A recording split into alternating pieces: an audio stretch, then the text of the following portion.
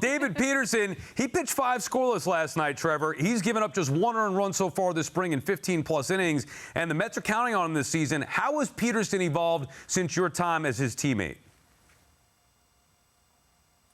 Yeah, Petey's come a long way since I played with him, and he's been getting steadily better every single year. That's one of the things that you want to see out of a guy, especially a first-rounder, with the kind of stuff he had coming out of the draft.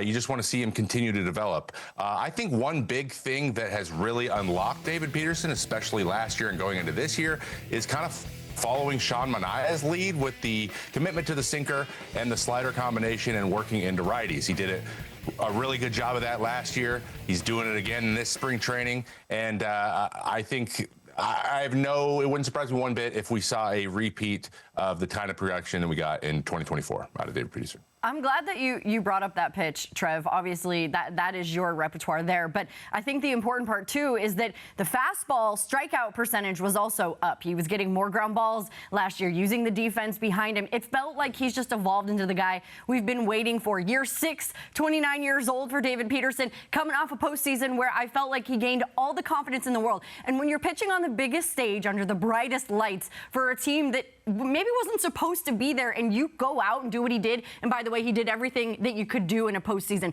He started, he closed, he saved, middle relief, did it all. To me, he's carrying that over, and you're seeing that in spring. I fully expect him to do that in the regular season. Yeah, and, you know, some of the analytics guys still don't love him. Some of the underlying numbers aren't that great. You know, he gives up some hard-hit balls, a lot of hard-hit balls, doesn't have the greatest swing and miss percentage. But he's shown a toughness here. It reminds me a little bit of Andy Pettit. Gets ground balls when he needs them, gets double plays when he needs them. If he can keep his walks down, I mean, he took a huge jump last year in terms of what he was able to do, not walking guys in big spots and getting big outs. And the way, as you guys mentioned, the way he did it, coming in relief in the postseason, just showed a lot of toughness. He showed that way back in his early years as well. He just had issues with wildness and walks over the years. If he can conquer that, I think he's going to take a step into really become an elite starter. Trevor, how much of this is confidence for David Peterson? When he came up at first, he had some success, but then it was up and down kind of. Last year, an impactful run in the postseason. I feel like this is the most confident we've seen David Peterson. How much does that play a role in his potential success? Oh, I think that plays a huge role. It comes down to opportunities at the end of the day and taking advantage of them.